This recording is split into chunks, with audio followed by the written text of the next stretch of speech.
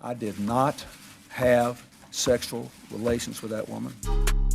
Yes or no? Did you ever take banned substances to enhance your cycling performance? Yes. I had no prior knowledge of the planned assault on Nancy Kerrigan. I am deeply sorry for my irresponsible and selfish behavior I engaged in. We're back from Boston, Albany, all these travels Julia and I have been on. How are you? Good, dude. How you doing? You holding up okay? I feel great. Yeah, what about you? I'm coming apart at the seams. What is to... Who do I think I am? I don't know. You tell me, dude. I'm not this who guy. Are you? I'm not capable of this amount of activity. Mm. COVID suited me. And then we all got restless and longed for constant activity, and I came out of it, and now here I am about to collapse. Not doing great. Mm. I keep waking up at this morning I woke up at 2:20. 2:20? That's not... Were you able to fall back asleep? I had to go upstairs because when I wake up, I lie around, I toss and turn, and I'm nervous about disturbing Sierra's sleep. And so after an hour of that, I went upstairs and plopped down on the old couch and just sort of thought about, I don't know, all kinds of weird nonsense for probably 2 hours. Finally got back to sleep around 4 or 5, just as the sun was starting to show itself. What a horrible experience that is. It's not fun. Trying to fall back asleep as the light is coming on in the world. It's funny, like, no matter what the circumstances are for seeing that happen, it's never good. Even if you're fucked up, if you're sober, if you've been up and you see the sunrise, it's not good. Yeah. Unless you wake up 3 early. days in a row. This was the worst. 2:20. Waking up at 2:20 is nuts. It's like the witching hour. It's like a horror movie. You wake up at 2:20 every night. Yeah. Something scary is happening. But the 2 nights before that, I slept till 4 like clockwork. We're back to the same problem that I had at the beginning of COVID.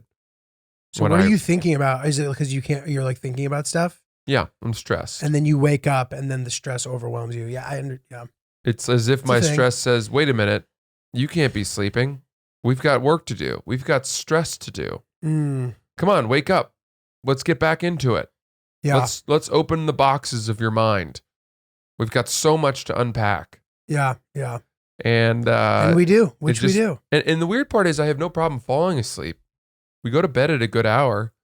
I wind down, I read my book, and then I wake up at 4 in the morning, 2:20, 4, whatever it is. Look at the clock. Just that stresses me out. And I'm shattered throughout the day. I feel like I'm living in this half asleep, half awake dream world of delirium, and it's not good. Waking life. Yeah. Yeah, dude, I'm sorry. That sucks. Like, I find that it's weird. When I get into a mode where I can't fall asleep, I typically will wake up with energy even if I don't sleep a lot. Like, I don't know what it is. Like, I'm not sleeping a lot either, but it's like, it's like a good thing Sort of that somehow. False energy kind of fumes running on the fumes. Kind of. It's almost like a manic bender. Sort of. I feel quite manic right now. Yeah. It's not good. I do, but like, I gotta be honest. Have I been acting weird or anything? I don't think so. No, you've been fine. I think I've been. You've been fine. Okay, good. No, just I haven't.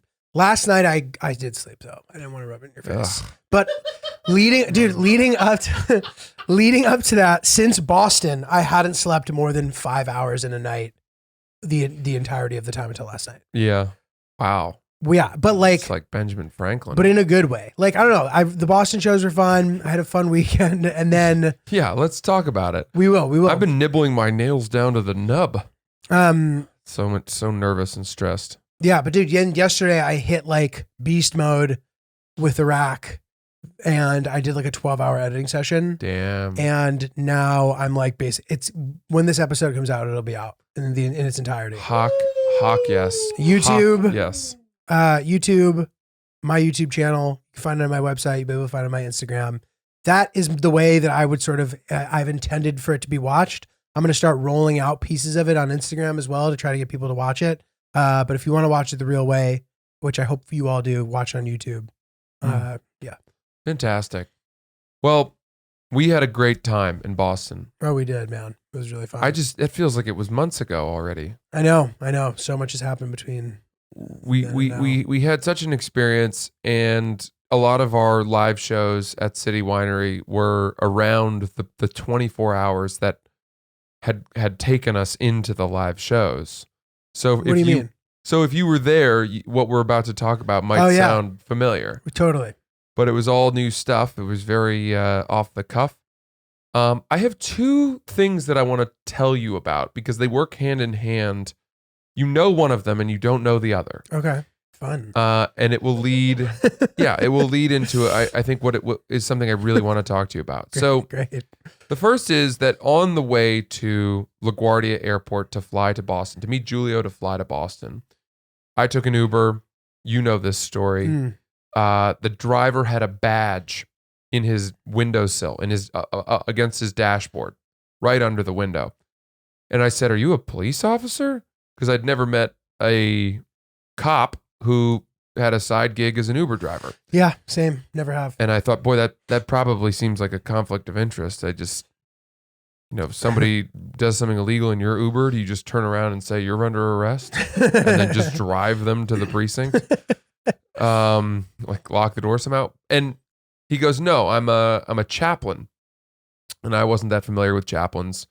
I knew them in the sense of the military, that there are chaplains in the military. And like football too, right? Is that a chaplain or no? I think so, yeah. Well, I think it's just a more broad term than I realized, which is that they're religious figures who... a traveling priest? Yeah, exactly. Share the word of God and the gospel to different places.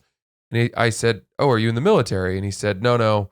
I go around to prisons and elderly homes and hospice places and read the Bible and share Bible verses and all of that." Very nice. I thought, oh, that sounds really nice. And then because I had shown interest, he took that as an invitation to start. You were like, God? Yeah, right. But It's funny you ask, child. Yeah, there's an important thing I forgot, which is I said, "Are you doing this a lot now, or do you do that while you're driving for Uber?" Because he said that he put the badge in the windowsill because when he parks his car to go do chaplain work, sometimes he doesn't have time to find a parking spot. And if he puts it in an illegal spot and a ticketing agent comes by, hate to see it, they will look at the chaplain badge and sort of not give him a ticket a lot of the time. I said, "Are you doing that a lot right now?" Because I was like, how do you balance that and Uber? You mean chaplaining? Chaplaining. Yeah. And he said, "No, I haven't done it in a few years." And I was like, "Well, then you're just using that chaplain badge as like a stolen God valor certificate to get out of parking tickets." And that to me feels like a sin to me, like buddy. a ticket to hell. Yeah, you got a good. chaplain That's badge good. to hell. That's your Ticket to hell. That's your ticket right there. No, that's not good. But I didn't say that because, who am I to judge? Now, very Christian of you, dude.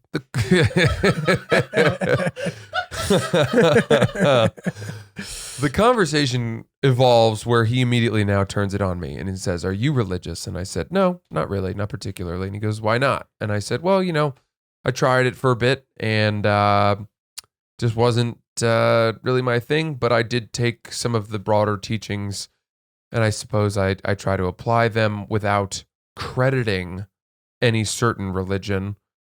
For example, I try to just lead my life in a good way and live on the path of righteousness or whatever. And, I've been trying to wave to people more lately, these kinds of things. I think God would smile down if he saw me, even though he knows I'm not subscribing to his magazine, let's say.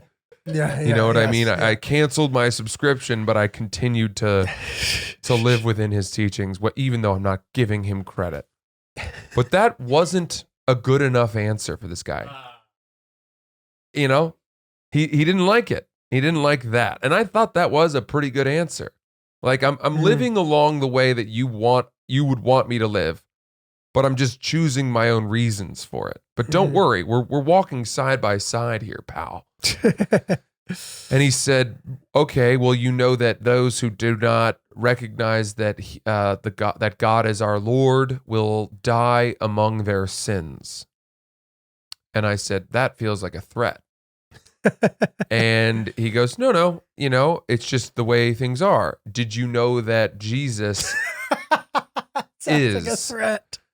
He goes, this is the next thing. His big thing. He goes, you know that Jesus is. And I said, go on. And he goes, no, that's it. That Jesus is. Did you know that Jesus is? And I said, that's not enough of a sentence. And he said that he is. He was and he is. Did you know that? And I go, again, I just feel like you're missing your gerund here. You're missing your adjective. You're missing your final part of speech. And as a grammar aficionado, I cannot abide. That's not enough of a lesson for me. You've got a major omission in your sentence there. And he kind of said, he kind of gave me, he's giving me these vaguisms. I don't even know if anyone had ever asked him to finish that sentence. Right. You can be like, he is, he was, and he will be. Yeah, see, that's good. Julio had... That is the third time I've said that now. Yeah. On two live shows. We're covering a little bit of ground we've trodden before. But, it bears repeating because this conversation, in that I didn't let him have that. I didn't let him off the hook with just accepting this half-baked premise. It started to get a little testy, And by the way, we're in an Uber to LaGuardia. So I have no power. Do you know what I mean? Like, he could just slow down. Yeah. And all of a sudden I have to be like, God, you're right. Now I see it. God is my savior. He is. Gate He is. 35, Terminal D. Please, Lord, get us there, on the wings of your angel. And, but we finally do pull up, and I'm not budging, and he's judging me, and I'm feeling a little defensive. I'm not trying to poke holes in his philosophy. Dude, God was judging you. Maybe. He's simply a vessel. He may have been. But this guy, it became a battle of wits almost.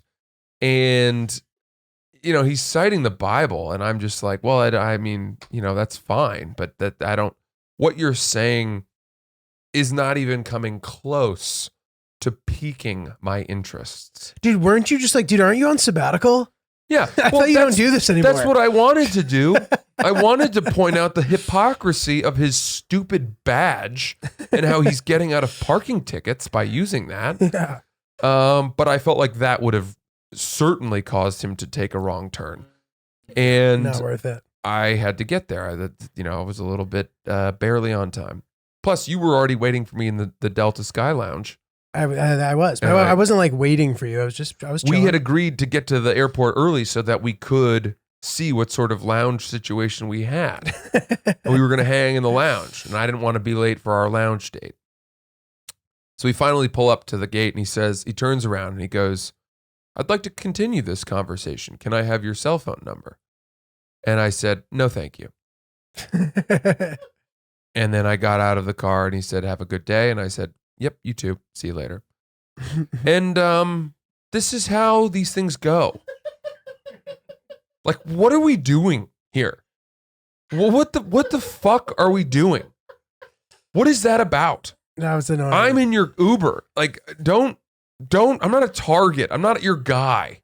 Yeah. I didn't show any openness to resubscribing to your thing. And yet it got I left in a huff. My feathers were ruffled. The hairs on my neck stood on end. Dude, what about the next part? Okay. So this is the part. I wanted to make sure. I wasn't sure if you were going to say this it is or the not. part you don't know. Oh. So that happened, right? Mm-hmm. I told you about all of that. And why don't you tell us? No, I'm talking about the security when you went through security. Oh, yeah. Good point. All right. So then I go, I've got my TSA pre-check and my clear. It's a flex. It's the 0.01% of air travel. And which it doesn't have to be, by the way. Anyone can do this. The pre-check thing is a little bit of a bitch to get these days. Is it? Yeah. It's really hard to get appointments. Interesting. Yeah. Wow. Yeah. Well, I'm glad I'm grandfathered because I got it ages ago. And then I added Clear thanks to my Amex Platinum card, free credit. And you honestly, I don't want to say something that has hints of terrorism. You can go through that security line naked as far as they don't do anything. It's like being ushered to the front of a line at a fancy nightclub. Here you go, right this way. Don't even look at your ticket, whatever. So I go through, I have my boots on, alarm goes off. All right, go back, take your boots off, put them on the belt, and go again. Ugh. Oh God. Ugh. These boots are difficult to lace. You got to lace them way down to take them off, and then you got to lace them way up again. These are high-laced Terrible. boots. So I take them off, I put them on the belt, and then I go through again. A different alarm goes off. You've been randomly selected for a search. And I instantly thought, ha, well played, God. Well played, Lord. This is you wagging your Dikembe Mutombo finger at me and saying, not today, don't question my ways, And it made me think the Uber driver was right. And for the sake of this, it was just an instant Lord showing his power to me via airport screening hassles. And not enough, by the way, to make me convert or to drink the word of God completely again, but just it was so instant, and I had just a very rueful smile on my face, a begrudging respect for him. Dude, not to mention in our Uber when we arrived in Boston, there was one of those those things that like stick to the glass. There was one of them of Christ's head. Yes. On the back of the car as well. So Thorns and all. Thorns and all. All right. I know. Here's chapter 2. Okay. And you're going to like this. I'm sure I will. Yesterday, I drove to Whole Foods to restock on our groceries. It was freezing yesterday. Yeah, it was. Brutal. Unseasonably cold. We thought we had turned a corner. So cold that I brought our planters of tulips inside because I didn't want them to freeze and die. Dude, I had already put the monk away for the season, and I had to reach back into that auxiliary closet to pull it out. It's great that you mentioned monk. Sierra, for my birthday, gave me a very light monk. Ooh. A nice light moncler sort of half sweater cardigan type deal. And I was so excited about it that I wore it without realizing it was not adequate for the temperature. So I'm wearing my sort of sheer moncler. I drive to Whole Foods. This is the Whole Foods in Brooklyn where you can park in the parking lot. I pull in, eyeing a nice space, but seconds before I'm about to pull into that space, an elderly couple that had the car directly next to the space, comes into the space with their entirely full shopping cart. And they open the doors and they start very slowly unloading their bags into the thing. And I say to myself, this is going very slowly. Now, it bears mentioning they were an Orthodox Jewish couple. He was wearing the wide-brimmed black hat. Mm-hmm. I think he had the prayer shawl with the little tassels poking out beneath his coat. I apologize for not knowing the term for that. But this has importance. So I promise this is not going in some weird anti-Semitic direction. But they're old. They must be in their probably late 70s, if not early 80s, which is why I think they were taking a long time to do this. So I say, okay, I'm going to help them. So I leave my car directly pointing into this space in the middle of kind of the lane or whatever. And I get out of the car and it's still on. And I say, hey, let me help you. And they go, oh my gosh. And they're so touched by this act of kindness. Wow. And they've got all these, gallon jugs of Poland spring water, which are like heavy, but they're all loose. I mean, it must have been 20. I don't know what they were stocking up for if they're just abnormally thirsty people, maybe it's all those, unleavened crackers they eat. They came to the. Maybe that needs to go. But no, I think it's fine. I stand by that. They eat a lot of matzo crackers, right? Which make you very thirsty. I've had those crackers. That's a thirst-inducing cracker.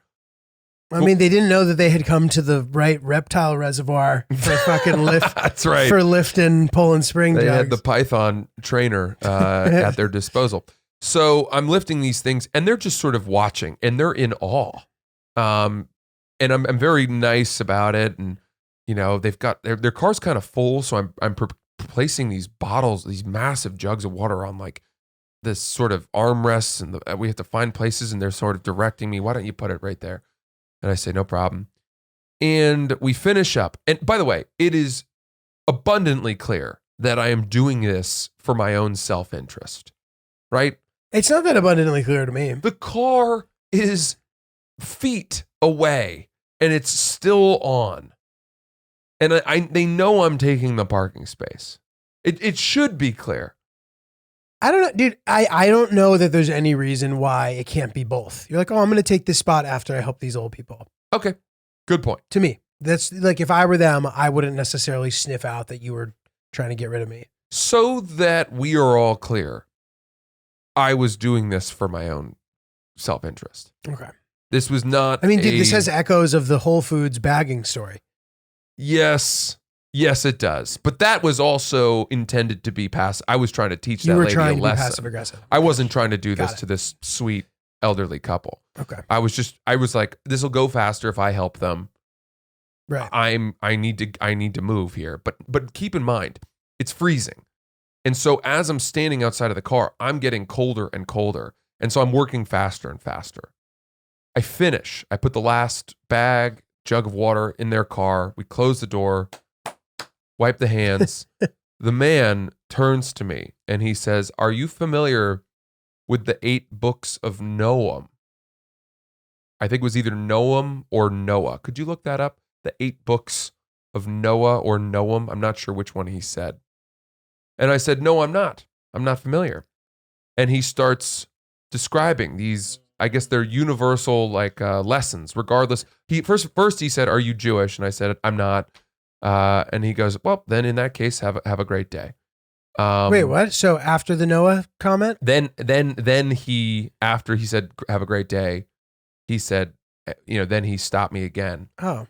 And said, "Are you familiar with the 8 books of Noah?" I gotta be honest. This is so far really nice to me, because there's something really irritating about when somebody asks you if you're Jewish and you say no, and then they stop talking to you.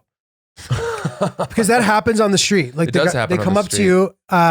There's the mitzvah wagon, and it's unclear to me exactly what they do, because when I say I'm not Jewish, they don't talk to me anymore. Yeah. But there's something annoying about that. It's like, oh, I'm not good enough to talk to you. Right. It has to do, I think, with if you. It's usually that happens to me when it's a Jewish holiday. Right. Yes. And then they have a gift for you if you are Jewish. I think a lot of the time. Right. And I understand that, like, it doesn't apply to me if I'm not Jewish. That's fine. But there's still something annoying about exclusion. Doesn't it make you want to be Jewish? It just makes me annoyed. It's like, no matter what, if somebody comes up to you on the street, it just, you know what I've actually started doing, and this is like fucked up, but I'll say, yes, I am Jewish, and then I don't talk to them so that I get to win. Wow. It's pretty, that's petty. That is, also in a way, a stolen valor from you a little bit. What is just you're claiming the faith? No, it's like, oh, no, you're not going to talk to me if I'm not. And again, I get that it's not a big deal. They're perfectly nice, those people, but like, it's annoying. Like, why are you like? I do find it to be a very strange and personal question to be asked on the streets of New York. What your religion is? Well, yeah, I agree. I mean, it's, I'm on my way to get a poke bowl. Right. Don't ask me about my faith. But I get. Sorry for interrupting. Yeah, no, that's okay. So he starts sort of walking me through these things, and I am so cold. I'm so cold. And I'm shivering now, and I'm trying to kind of, come on. I need to get inside. I need to get my grocery shopping done. but I can't stop this sweet old man from you can't. telling me about his favorite thing in the world, I assume. Yeah. So It's probably going to be a good lesson that's Yeah. worth listening to. finally he wraps up. I say, okay, I'll look into it. Thank you. And, he gets in his car and I get in my car and I walked into the Whole Foods. And,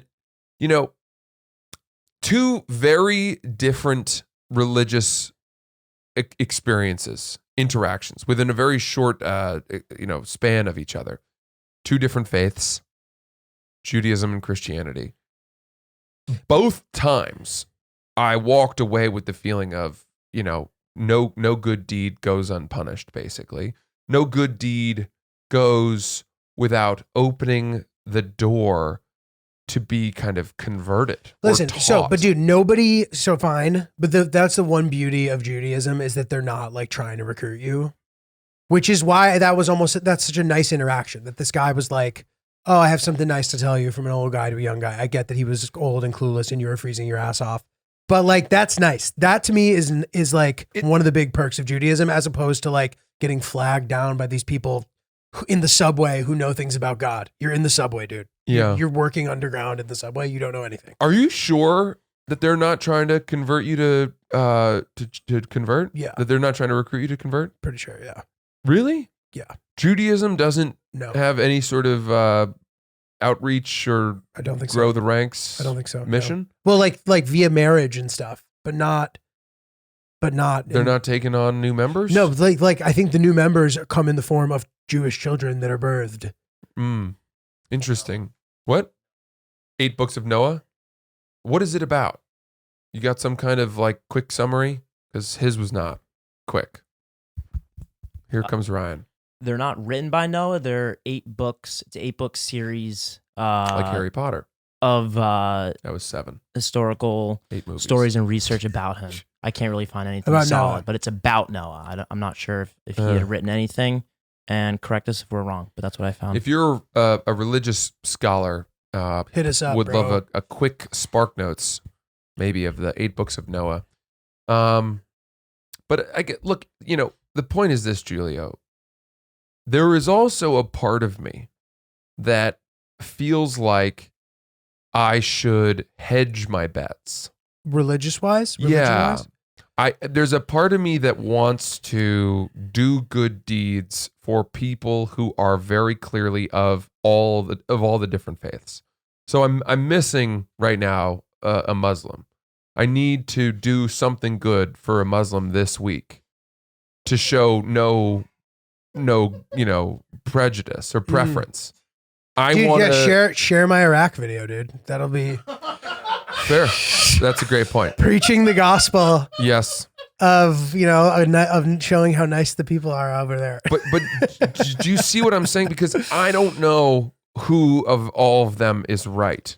And there is a right. chance that one of them is right and the rest are wrong. Right. And I need to make sure I've covered my bases. I want to have a little, it's like investing in stocks.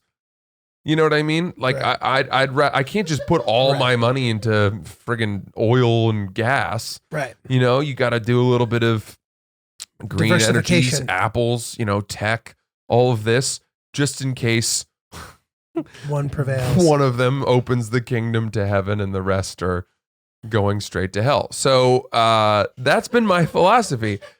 And I now want to spread my good deed seed among all the religions That's good. evenly. So dude, I like Hinduism, I'm going to have to find some of them somewhere. they have a lot And, of gods. I don't know what they're looking for help with, but yeah. I Thoughts? think like I don't understand why we've made God and so human. Like the idea that like my judgment day will come and I'll be sitting there and like say I've just been like a perfectly good guy and God starts citing technicalities why I'm not allowed in. I'm gonna be like, are you serious, God? Like what? Like what? Why? Like, Right. I was a perfectly good guy. Like being a good guy isn't enough. Mhm. You know what I mean? So Mhm. like, I think I don't know what I think, but I do think that you hedging your bets for the different religions. I don't know if that's going to do much for you. You don't think? Not really. You don't think I'm playing it safe? I'm touching every base? Do the religions say whether or not you're allowed to even be part of another religion. A lot of them say that we are the one true, that there's one God and but one God, and all else are false And Muhammad is his prophet. idols. I don't know if that's Right. true. I think most religions have a tenet of that. With that said, I think Judaism does recognize Jesus, and there's Aren't all the gods descendants of Abraham or something? there are cross Venn diagram That's an important person in sections. all the major Yeah. I mean, they all believe that Jerusalem has a very holy purpose among all the religions. That's why. Have you been there? No, Me either. I'd like to go. I'd like to go. Sounds fun. That is sort of my overarching stance right now. Now, I'm going to do a quick pivot. Okay. I realize I've been dominating here, so I apologize, but I have one last thought for you. Okay. I've watched 2 documentaries recently about frauds. Hmm. The Tinder swindler. Did you see it? No. And Bad Vegan. How are they? Well, very interesting. Bad Vegan's a 4-parter that does get a little long, but it was very interesting to me because I ate at the restaurant in What 2012. Pure Food and Wine. Where's that? It's right there? near the stand. It was Oh, on Irving interesting. Place, like Oh, I 16th went there Street. too. Really? That's It was what the the place raw is about? food place. Yeah. You ate there? Yeah. Yeah, man. That's crazy. Wait till you see this, then you should watch it. Okay. Yeah, I'm going to. That's 'Cause- fucked up. It is crazy what happened. Damn. Okay. But from these 2 documentaries, I have basically realized that I, from a financial standpoint, would have been far better suited. For fraud.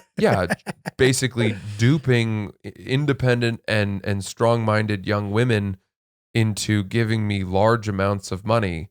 I'd be much more successful at that than making money from comedy. That's for sure.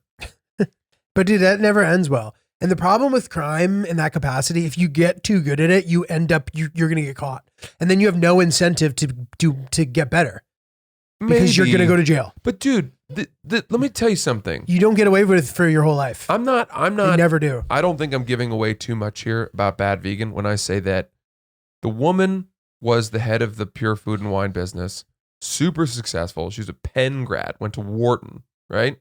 Brilliant, visionary chef, restaurateur, cookbooks, celebrity, all the works, right? Mhm. She is conned by a guy who is funneling her money to spend hours playing slot machines. This is a degenerate loser. The imbalance of intelligence. Dude, that's ridiculous. He clearly was smart enough to scam her just because he was a degenerate gambler. But doesn't this mean he is isn't my smart. point. Who I'm cares? so It doesn't much- matter if he went to Penn or didn't go to Penn. Like, he's smart. Clearly, if he's able to do that. I'm just saying that I'm smarter than he is, so I would have been able to do it better than he did. What? Well, dude, you maybe, no offense, maybe you're giving yourself too much credit. This guy sounds like he's pretty fucking smart. Well, At least he could potentially go toe to toe with you. I wonder. And by the way, I realize that these frauds, these scams can go in both directions. I realize that what do you mean? women can dupe men, Oh, right. men can dupe women. I'm not saying that it's just women. I'm just saying that for my case, I would probably maybe I would have, I don't know, maybe I would have been a gay duper.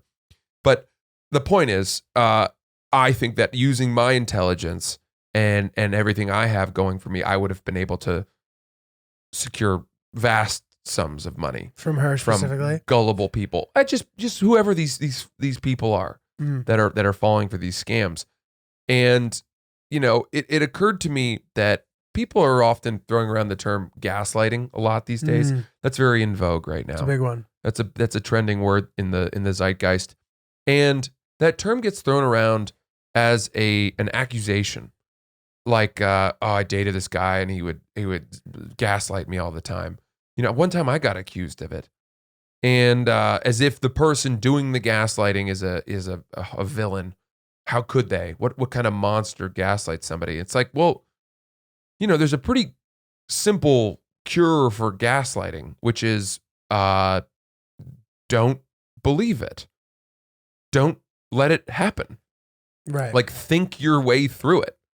Use your brain to armor yourself against these preposterous lies that people are using to make you disbelieve your own reality. But that is the problem, that no intelligent defense can necessarily do anything to somebody who's gaslighting you. If you're like, I'm not doing that, they're like, yes, you are. And you're like, well, here's proof that I'm not. And they're like, okay, well, you are. Yeah, but so stick to your guns and then say this person is ridiculous. Believe me, what I was going to say is that for the first 12 or 13 years of my life, I would get gaslit all the time, but we didn't call it gaslighting, we called it church.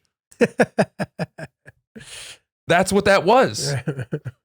Which I left because I was like, this is gaslight. I don't believe this. You're making me doubt my own reality. You're telling me that, my world and everything I've seen and believe in is being controlled or manipulated by a higher power, whatever. These are the things. Like, I'm not really into it. Sorry, I'm leaving before you can take a lot of my money. Doesn't that parallel work for you? Kinda. No. As a kid, I just like in the only my church experiences were like purely all they did was talk in metaphors. Yeah. So I had no fucking idea what was going on. That's what these I wasn't scammers are old doing enough. too. But it is interesting. It is an interesting point. Like just arguing that like some of the organized religions are giant like pyramid schemes. Yeah, they're gaslighters. They're just, and by the way, they are often lighting gas stuff, lamps, candles, whatever. I don't know. There's you could take it literally, you could take it figuratively. I guess my point is I either should have gone into the become a man of the cloth or a scammer, my own Tinder swindler. Well, dude, I don't know that you like. It sounds like you maybe don't have the backbone for it, dude. It sounds like you would get you'd be waking up at 4 a.m. every day. Yeah, when you're in the midst of fraud. You're probably right. Like there's a sort of like, I don't know what it is with those with like fraudsters. Some of them seem to just like believe it or something. Like Elizabeth Holmes, sort of. You're like, did she like just believe it? Sort of.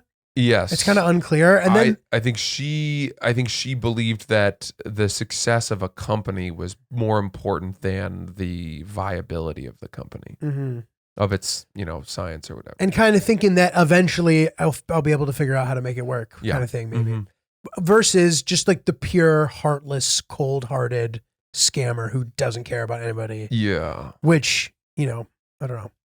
Yeah, but what she did was really bad too. 100%. Because she was testing on real patients. Right. And trying it was bad for sure. Yeah. But did the patient, like, did anything bad happen to them though? Like, I haven't gotten that far yet. I don't even know. I can't remember from listening to the podcast. But it was just like, I mean, I watched the documentary and it was funny how much of a joke that machine was. I know. And how it just did nothing. Yeah. Which is crazy. Yeah. Yeah. I mean, it's not far off from basically raising a ton of money and saying to people, like, I have a vision for creating a time machine. And then hiring a bunch of brilliant scientists and saying, like, all right, guys, hustle up. And they're like, we're going to need more time. And then you're like, well, that's the whole point of the machine. Yeah. Yeah. I don't care if it works now. Right. But by the time we have figured it out, we'll just come back to this moment and fix it. And then you go to market too soon. That's really funny. Okay. Those are all the thoughts that I had coming into the podcast today. It made a lot of sense in my head. I wonder if people at home are very turned off right now. It's possible. By what part? Me saying that I think I would have done better by being a scammer, a con artist, ruining lives. I think that there are other things that we've talked about that would be much higher on people's list. And linking that and making that analogous to religious beliefs. Yeah, I mean, I don't know, dude. You know, I guess we'll see. Yeah, we'll see. We'll hear from these people. But dude, we did have a good time in Boston. And God smiled upon us as we sat in the front row of the game. What a great game. And this is the thing too, like Francis and I bet on the game, and betting on a game just makes the way that you watch the game a little different, unfortunately. So like when you go to a game, you usually hope for a close game so that it's fun. But when you're betting, you're hoping for like a very big lead early so you can kind of relax. And the Celtics went up 20 in like 8 seconds. Yeah. It was a joke. Yeah, like garbage time began at the end of the first quarter. Yeah, we saw a lot of players that we weren't sure if they were like coaches or players or water boys. I mean, suiting up. Celtics players I'd never even heard of. were on the Yeah, court for a lot of seriously. the game. It was great, dude. I have a piece of advice, by the way. If you're going to go to a game and you want to bet on it, unless the spread is super, super, crazy, you should take the money line because that allows you to still root for your team to win. Where even if they didn't cover, like I went to the Nets game with Sierra, and I took the spread against the Knicks. I think it was 4.5. The Nets won by 3. Right. Thrilling game. And you I lose walked to out that. disappointed Yeah, because my team hadn't covered. totally. Even though we got to witness an amazing game, and if I'd bet the money line, I would have been thrilled. Yeah. So we bet the money line with the Celtics. And it went well. I mean, it was never in doubt. Had a bunch of cocker spaniels. A lot of Cocker Spaniels. Shout out to Bernadette at the bar. Our Yeah. girl. Yes. Um, Yeah, she was pouring with a heavy hand. Yeah. And I said to her, I said, I've seen the way that you're pouring those drinks. And she goes, shh, don't you get me in trouble now. And I liked her. She had some spunk. Bless her Chutzpah. heart. There was a table at the bar where they were like giving free tequila out and also like telling you about a private jet timeshare company. Essentially, Yes. this yes. is pretty fun. They had a bottle, a very elegant, long-necked bottle of tequila, which was their sort of siren song that was calling us in. And we realized pretty quickly that for some reason, because we had courtside seats, I thought that the cocktails would be free in this lounge. Alas, they were not. And so in the interest of getting more bang for our buck, we went over to this Free tequila table. promotional table that had this tequila and, was selling timeshares on private jets, basically. You buy a card that has 25 hours of air travel. I see what they were doing with the logic there. They're like, oh, we'll woo you in with the tequila and then there'll be people here with money and they'll sign up for a jet thing. I just don't think it works out.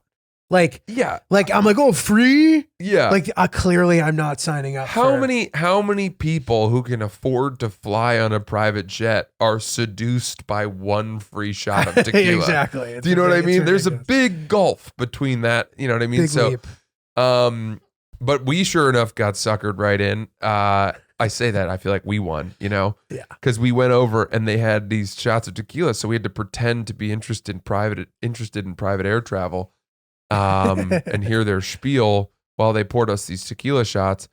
And then I turned quietly to the guy and said, "Is this, do we shoot this or do you?" And he goes, "No, he's sipping tequila."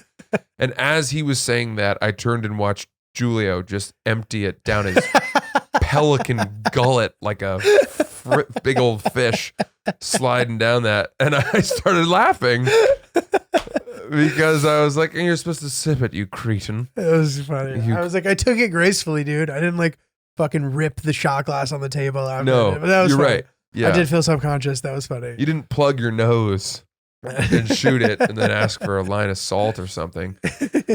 So And then Francis sort of like undersold his like private jet experience. He's like, we're the last guys who should be at this table. And I think the guy working the table like didn't take that as well as you had hoped. well, I thought that by being humble, I could almost win him over to give us another shot of tequila. like he, maybe he feels bad. Oh, but at least you guys are fun and you're honest. Here, have another Yeah, drink. take some more. Here, kid, Yeah. take a little more. Take one for the road. So then once Francis did that, he's like, okay, this guy, like, I need this guy to know that I actually have a lot of private jet experience. And you're like, what is that, the Hawker 940? Yeah, they were like this. They had a little model plane on the table, and the woman was like, "Well, this here is a Hawker." And I said, "Well, I've actually been on a Hawker 900 before." And they were like, "Oh, okay." Okay. We were wrong about these two. Yeah. But That was fucking we had funny. a blast. And then the last piece of the story is we were walking down the tunnel like we played for the team, This is great. and we saw a guy with a very, very high tech, long lensed camera and a press badge. And I turned and I said, "Are you a photographer?" And he was like, mm-hmm. Sure I am. And I said, "Do you work for the team?" And he goes, "Yeah, I'm the official photographer for the Boston Celtics." And I said, "Okay, here's the deal. We're sitting courtside. Is there any chance that you could take a photo of us as though we did not know that you were taking a photo of us?"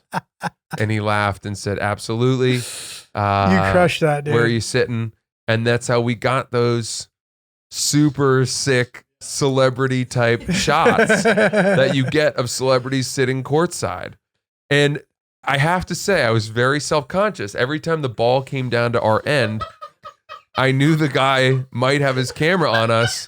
That's so funny. So I kept saying like, okay, Julia, let's pretend like we told a joke. Let's laugh now. Laugh now. He's headed. He's looking our way, you know. And the guy's name was Babs. his name was Babs. Dude, Shout out Babs. was amazing too because he had taken a few photos and he emailed them to you, and then we saw them. They were sick, and we were kind of like, wow, this is great. And then he just kept coming up to us and being like you could see him thinking, he'd be like, oh, I got it, and he would just keep taking more. He like went way above and beyond the call. Went above and beyond. He would at timeouts and stuff. He would like walk down to the other side of the court and check in with us. He even got one right close up. You know, just us. Dude, then it was also funny too. If you hadn't pitched it the way that you did, if you had just said, could you take some pictures of us? He probably would have been like, fuck off. But the fact that you were honest and like it was very funny, you're like, we want to look cool. That's what I was trying to do with the whole tequila thing too. You know, Yeah, I was it was just good. laying all of our cards on the table. I was laying them on the table, not lying them on the table. And I said, this is who we are. I'm being totally honest. This is the experience I want. If you can facilitate it, great. If not, if we're stepping out of line, this is the whole ask for forgiveness, not permission situation. Do you know what I mean? Is that right? I don't know that it applies to the Overstepping. tequila. Overstepping. Do- Asking, you know, we talked about this in the Agreed with the photographer, but maybe not the tequila. The tequila, but fine, whatever. But yes, it's like, you know, you're kind of like, oh, is this embarrassing? Like, who gives a shit? Who gives a shit You know? is correct. And it worked out. We got Who some gives a nice shit? pics. We got the whole shebang, and then of course the crowds at City Winery were phenomenal. Dude, so there's some miscommunication, and they accidentally sold 2 parallel shows for us at the same time. Yeah, So they had to like reorganize the layout of the room. they had to pack everyone in. So there were 3 sold out shows. We sold 3. Apparently. We sold out 3 shows for the time slots of 2, Yeah. and that meant that the first show was absolutely electric, and then the second show it felt like it was half empty. You know? I didn't feel that way to me. No, it was They felt fine. pretty It was good. fine. But Just the layout was different. It was like cabaret style. correct. Yeah. And we had a blast. And thank you, Boston. We're gonna bring our Oops the podcast live show to a city near you at some point soon. So let us know if you want to come. Super fun. Yeah. So, dude, at some point during that weekend, I get a message from a listener who works I think in beverage distribution. I don't know I honestly don't know what he does, but he's sort of been like, oh, dude, I can get you Bad Bunny tickets. He's like, cool. So anyway, he hits me up and he's like, dude, so Bad Bunny, part of his like Corona thing, we did some like contest where people win a FaceTime call with Bad Bunny. And he's like, so I've like run the thing. So I like put you in it. I don't know if he'll get in trouble for that. So maybe we should bleep out his name. I'm sure it's fine. But anyway, so he just like puts me into this. Yeah. Don't say his name, but just know that it's the guy who ran the Corona integration with Bad Bunny. I'm entered into the sweepstakes. And now he's like, you have a call tomorrow with Bad Bunny at 3:13 p.m. And I was like, what? So I get an email confirmation about it, whatever. It's like a part in this app or whatever. And I'm sitting there and I'm kind of waiting. I'm like, this is crazy. Like, I was like nervous. Yeah. And at one point I was like, do I even want to do this? Mm-hmm. Like, this is weird. You know what I mean? Like, he probably doesn't want to do this. Mm-hmm. I'm like, I'm making this guy's life about me. You know what I mean? I mean, I guess you could argue there is some kind of exchange in that he needs listeners, but he has so many that like, it just doesn't matter. You know, I don't know. This is my inner dialogue. Listen, I think he probably gets paid very handsomely by Corona and doing a series of 1-minute FaceTime calls with fans for 20 minutes. Yeah, it's good. But I mean, dude, the guy paid me $2 million and that was part of the deal. Yeah, I think you would bitch about it. If you were doing an arena tour, you'd be like, I'm so tired. I don't feel like doing this. I probably wouldn't feel like doing it, but it's just that's where your contract, that's their cameo. Totally. You know what I mean? Yeah. And really quick, professional golfers when they have massive endorsement deals with like AT&T or whatever it is, a thing that they have to do, part of their contracts, is go play around with people with like high bidders of those companies, massive shareholders, which is 4 hours, That's bro. terrible. That's a much bigger. That's worse. It's way worse. You could get somebody who just sucks. That's bad. Their personality sucks. Jordan Spieth, they have to do this shit. That's like plenty of time to be like, let me put you in contact with them to get away from me. Let me get your cell phone number. Okay, good. All good points. Yeah. So, dude, How'd it go? my time's about to come up. I'm like the next in the queue. All of a sudden I just get a phone call, and this is ridiculous but it just says Bad Bunny is FaceTiming you, which like obviously it wouldn't come up as that, you know what I mean? But it was like, all right, click, like answer. And now here I am talking to Bad Bunny, dude. And he had like a mask on, which was like, I wonder if that was his way of like kind of being defiant to the thing he had to do. But like, it was very obviously him, had these like long ass fingernails, and he starts speaking to me in Spanish. And I'm like, dude, sorry. Like I literally don't speak Spanish, at all. And But you know all the words to his songs in Spanish. I know, which I didn't say, which like this is to your point. Like I should have said that, but it just felt like I was being extra, and that he would like make fun of me because like people all do that to him or something. I know. You're in your head. I totally. So anyway, I didn't bring that up, but it still was memorable because this is what happened. Then he goes, oh, and he was like, I only like speak Spanish. In Spanish, I could like understand that that's what he had said. I know that he speaks English because I've seen him do it, but like he goes, oh, I only speak Spanish. And I was like, oh, it's all good. And then he just, then he starts speaking Spanish really fucking fast. Like, like really, really, really fast, dude. Dude, it was crazy. Really fast. And then I'm just smiling. And then I just went, awesome. And then we both started laughing so hard. Dude, it was amazing. Yes. It was awesome, right? Yes. Dude, amazing. So then we have 30 seconds left at this point. Wow. And he's like, no, he's like, it's nice to meet you. And then I'm like, so like, you tired from the tour? And he's like, yeah, but I'm grateful. I'm like, okay. And then I'm like, what's your favorite city you've performed in? And he's like, New York, Boston. Then he goes, Montreal. And like looked at somebody else in the room. And then like, that was pretty much it. And then we said bye. And at some point I was supposed to take a screenshot myself, and I didn't. Oh. But I know, Chris, don't nod your head yet, because I've contacted the company and they're sending me one in 3 to 5 business days, which seems like a very long time. So anyway, I've told everybody who cares this story already. And as the days go on, my credibility is worsening and worsening. Like people just think I'm lying because it's so insane. I FaceTime, like what? But it's pretty funny. I wish that I had a recording of it. It went way better and it went great.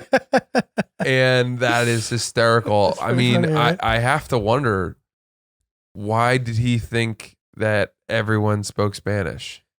I wonder if there was anybody else on that call who didn't speak Spanish. I would certainly think so. Yeah, man. Like you'd think, but I don't actually know. In the group Maybe. chat, it was all people with Spanish names. Okay. There was a little group chat. Corona's a Spanish beer, right? Mexican I guess beer? it is, right? Is it a Mexican beer? Yeah, but I don't Yeah. know if that matters. Like, No, it doesn't. I was just saying that to Right. try to be funny, and it wasn't. but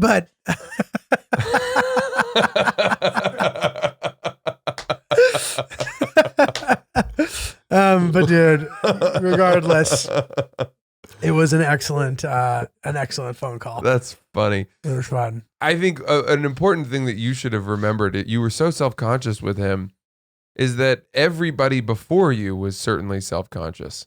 Nobody knows how to talk to a superstar like that. I remember one of the most interesting and bizarre things we've done on Oops the Podcast was the episode we had Jesse Lingard on.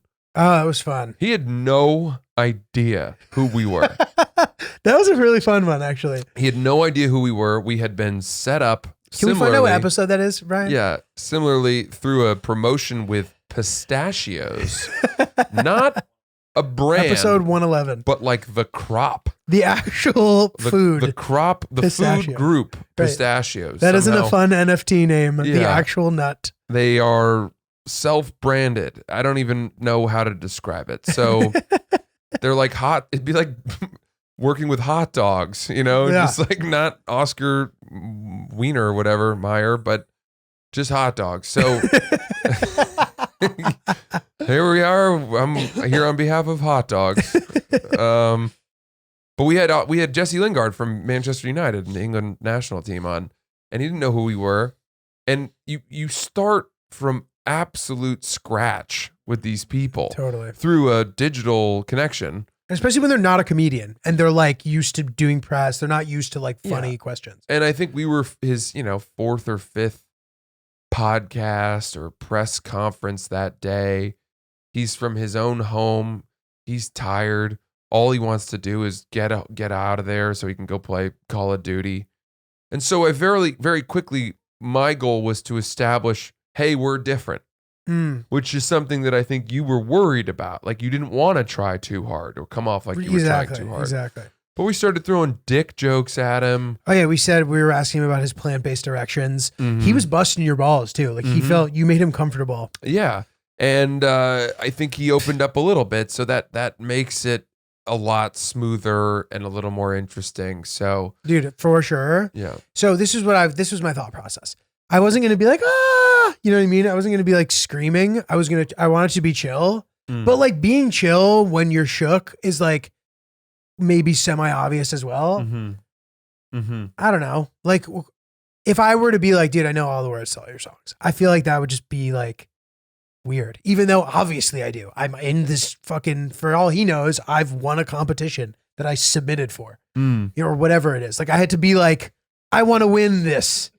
You know what I mean? Even I wanted to imagine if I was like, but then if I were like, dude, I didn't even like submit for this. Like then he'd be offended. Yeah, you don't want to come off like, yo, just so you know, like I haven't been looking forward to this. Right. Like exactly. Like because people do that. Honestly, dude, So you people know. do that to us a little bit sometimes, and they miss the mark with it. Yeah. And like they'll try to show that they like know less about me than they actually do, and then like once I spend 5 minutes with them, I start to realize that they underplayed it, and then I'm like, you could have just told me, dude, I know what this is. I know you listen to me, dude. I say everything that's ever happened to me. It would be weird. Why are you here then if you don't know stuff about me?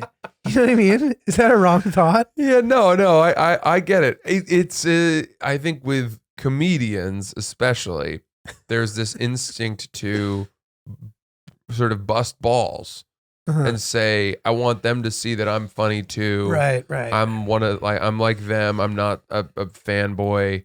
So here I come. I'm gonna insult them out of the gate. And then you're just like, whoa, dude. Why did you say that? You know, it hurt my feelings. Yeah, seriously. And the equivalent of that for you would have been rapping your own song, I think, in Spanish. If you had come on to Bad Bunny's thing and you'd been like, just so you know, I'm cool, dude. Here we go. You know, yo te daré, niña hermosa. That's all I know. So if I had composed my own song. Yeah, by the way, that seems worse to me, potentially. Hey man, I've composed a song. Like there's no way that song's gonna be good. No. But that's the that's the analogous thing to someone doing that, roasting a comedian. Got it. I mean, you were saying that is a bad thing to be doing. Do you know what lyrics I gave you, by the way? No. They were from a song I learned in 4th grade Spanish. Niña hermosa. Te daré una cosa que yo solo sé. Café. Ya ta da ra.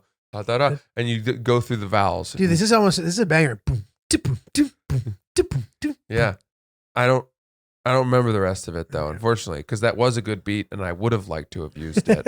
It's in every single reggaeton song. Dude, that was good though. You sang that well. So thank you. You're welcome.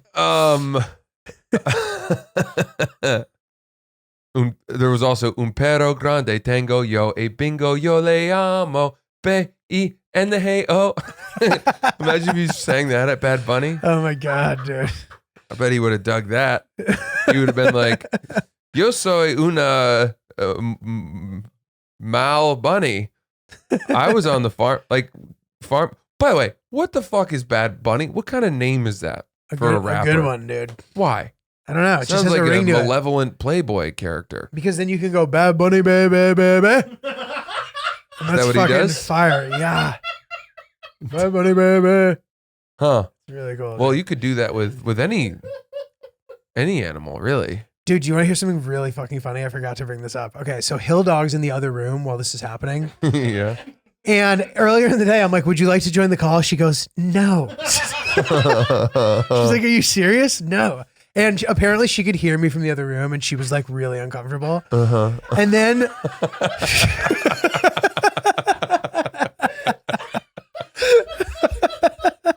and dude, she comes out later in the day and I'm kind of sitting there. She puts her hand on my shoulder. She goes, you had a big day? You met your hero today? You met your hero. Dude, it was really funny. It was really funny. And I was sort of running on fumes, dude. We had back-to-back nights in Boston.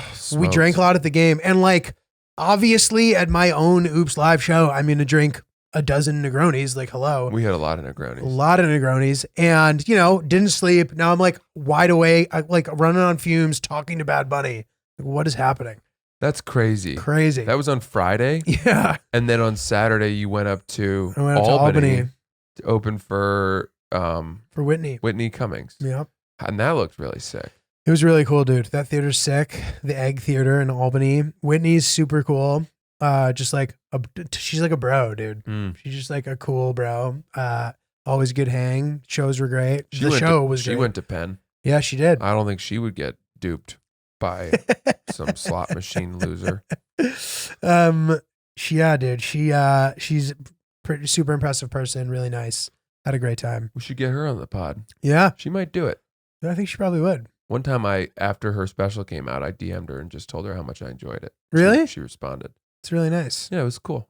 That's really nice. Well, I think people that went to Ivy League schools can sense. Did you say I went to Harvard? No, that would have been me rapping a Spanish song I to was- Bad Bunny. I thought about it. Like, hey, Whitney, just so you know, like, I'm one of you, you know. We're one of We the have a lot same. in common. Oh, Ivy that's League. funny. That's funny. Dude, that's amazing. Well, all right. Well, speaking of Hill Dog, the dog, the H dog, she came in your stead to my birthday party on Saturday. It was an après ski themed party. People very much committed to the theme, which is awesome because parties that are themed where people don't commit are very sad. Dude, Hill Dog said something really funny to me about that. She sort of re-met someone and she's like, have we met? And he's like, I think we have. She's like, I don't know because every time I hang out with you guys, you're all in disguise. She's like, no one ever looks the same twice because the theme is so adhered to. Yeah. People commit. Which makes it fun. It just dude. makes it more fun. The party's more fun. There's more Agreed. energy. People are less guarded. It's a There's fun something thing. about putting on an outfit that makes you kind of let your guard down a little bit Totally, more. It's like totally. an armor. So she showed up and instantly was one of the most important people at the party. Just started helping, Interesting. cooking things, I think. What? I felt bad. I mean, God. Sierra had the idea that we should do a fondue, Mm. which is a good idea, but it's a very challenging thing to pull off. You know, you need open flame and constant stirring and all of this. And we're all getting banged up and there's a DJ and people are swarming in. There's a lot of people. So anyway, I tip my cap to her and really a huge thanks. And she brought as a gift a bottle of Casa Azul. This from us. Was it from both of you? Yes. That was- I had a feeling. Thank you. Sure. What a generous gift. It is. That's the nicest tequila. It's the best tequila. in Oh my opinion. God. I know that there's probably finer ones out there, but it tastes the best. It has like a little taste, you know? So I love Casa amazing. Azul. What a nice present. And thank you so much. Dude, It's so obviously, generous. Obviously. Um Happy birthday, dude. And the cool thing about it is it's such a nice looking bottle too that I have it now prominently displayed on our small liquor cabinet. Sick. Cool. Yeah. Dude, awesome. I love it. Can't Awesome. wait to tap into that. Yeah, dude. Enjoy. Weirdly, I made the mistake of opening it the next day and just smelling it, which I should not have done. Really? Is that a Yeah. bad thing? Well, I was hungover. Oh, And it instantly made me nauseous. I didn't want to smell tequila at that time. sorry. I thought you meant from like if you open it, it makes it go bad or something. Oh no. I thought, oh, I want to see what this is about. This is really nice tequila. I think I've only ever had it once in my life. I've only ever had one sip of it. I've never even had a glass per se. Dude, hell yeah. I didn't even So, know that. Enjoy, bro. Super hyped to have Enjoy. that. And thank you guys. Absolutely. And the party was very fun. We got a noise complaint from the neighbors. So what are these neighbors that you know? No, Okay. they're across the street. Oh, what? Nobody in our building, everybody in our building is really cool. Got it. And, that people in our building would come in and say hi to the doorman. And I know this because the doorman told me this, but they would say things like, wow, it sounds like they're having a lot of fun. And that was the end of it. Oh, nice. Whereas the neighbors walked into the building and told the doorman, it's very loud. We're not happy. And it was 4:00 in the afternoon on a Saturday. Listen, I don't really know how to feel about it because on the one hand, I don't want to be a major nuisance. And this is sort of a family oriented neighborhood. I think anywhere in New York, if you're having a rooftop party with really loud music, you're going to disturb somebody. So, I feel bad that we did that. And I did tell the DJ to turn it down and then we didn't have any more complaints. But on the other hand, it's not like we do this once or twice a year. It's not a constant thing. Right. It's a Saturday. We shut everything down at Yeah, 7:30. like you said, it's during the day, dude. Like, Yeah. are there even rules about that? I don't know. I don't know what the sort of noise pollution or affronting rules are, how loud you can be in New York City during the day on a Saturday. Yeah, I think that even like, so I have Danny Palmer, our pal. I know him. Yeah. He gets into this problem a lot because he likes music and he'll be playing music on Saturday night and sometimes people will oppose him. And he's spoken to his landlord and apparently his landlord says that like before at, XYZ o'clock, you're allowed to play music loud. Mm. And then I guess after whatever time you're not anymore. So Ryan, I wonder how this applies. you got a city ordinance for us? Looks like you're on the ordinance website. Yeah. Here comes Ryan with the local ordinance. Nothing. I was just looking up what the quiet hours are in New York. Well, I was looking up, I said New York City noise rules, and it just showed 10 p.m. to 7 a.m. You're That's not when giving- you're supposed to be quiet. You're not giving Google enough there. I think you need to go, how loud can I play music in New York City? And if you ask it a question with a question mark, Google treats you more kindly. It says, oh, this is a stupid person. Thinks that I'm an actual human, and I'll respond in kind. What do you got? It's only between 10 p.m. and 7 a.m. The volume must be below 42 decibels. Okay, there you go. There Well, it is. so As for the until- day, it's up for debate. Oh, does it say up for debate? Google said that? No, I'm saying that. You are saying it. Okay. Until further research. Interesting. So we'll have to figure that one out. But a very fun birthday party. Honestly, Julio, it was very stressful this Yeah. time around. Can I don't like, can I tell you something? Sure. I don't know why this is. I don't really like being celebrated. Mm. I feel ridiculous. I understand that impulse. I think there may be an element where I certainly get enough attention and affirmation in my career that I just feel like to get it in my personal life is overblow. What's the word? Overkill? Overkill. That's it. Man, that was you don't see that often. No. What just happened? I was thinking overblown, and then I couldn't get past that. No, but they're so lovely. Everyone's so nice, and then Sierra had a cake, and they brought the cake out. I feel so embarrassed when there's a cake and everyone stopped partying to sing happy birthday to me, and then I have to blow out the candles and everyone's sort of watching me and filming me with their cameras for some reason. I don't like that at all. I'm desperate for it to end. Yeah. Desperate. Yeah, dude, you just gotta like lean in. You know, it's an occasion for all your friends to come together, all the people you like in the same place, drinking, having fun. And it's an occasion, music, costumes. How fun is that? It doesn't matter, you know, and just fucking lean into it, dude. You know, next time. Yeah, I'm awesome. I deserve tried. attention. But I also think that, you know, when you're hosting at your own home and it's a big party, it's impossible to step out of the hosting mindset, Right. and just have fun at your own party. So you're like stressed about things getting fucked up, making sure everyone's having fun. Noise complaints. Yeah. The DJ needs a phone charger. We're running low on beer. You know, what we've run out of toilet paper. All these crazy things. And I'm like, fuck, I'm drunk. I just chugged a Corona. You know, I only have a few minutes before that hits me, and I need to do these chores before my brain turns off. Like, oh no, it's a race against time. Yeah. And you kind of all of a sudden cling to your last slivers of sobriety because you have work to do. And it's so unenjoyable. I mean, again, I had a great time, but I think it was a learning lesson where I was like, God damn, either if we're having a party like this, we just need to hire people.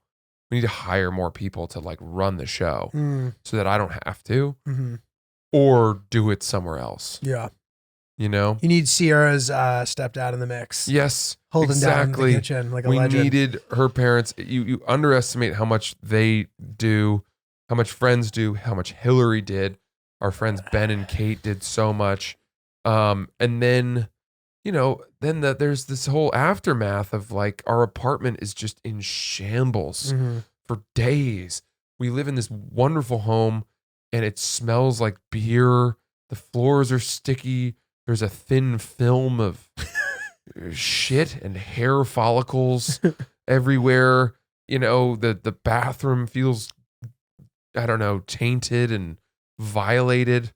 You know, and there's no order you're waiting as you slowly try to restore order to your life. And I think a lot of that is playing on this and adding to my inability to sleep, and I don't feel settled, and I hate parties right now. Dude, I hear you. It's tough, you know? Yeah. Well, dude, I'm curious to hear more about this party. But that's it for today. And we're going to talk more about that on the next episode, along with other things. You know where to find us and all of our stuff. Don't miss Francis this weekend at Gotham Comedy Club. That's exactly right. Big New York City show. Thank you, Julio. Gotcha. Gotham Comedy Club, my homecoming. Can I say that potentially there may be a special guest? It's possible. It's possible we may have a special fun guest doing some time on the show. No hints, no ifs, ands, or buts. But go to francisellis.com to grab those last tickets, and I hope to see you there. It's going to be a lot of fun. Cool. Check out my Iraq video, and I have dates on my website too. Nothing that's like urgent, but some of you have been asking about cities that I am coming to. So check that out, nowjulio.com, and we will talk to you on Thursday.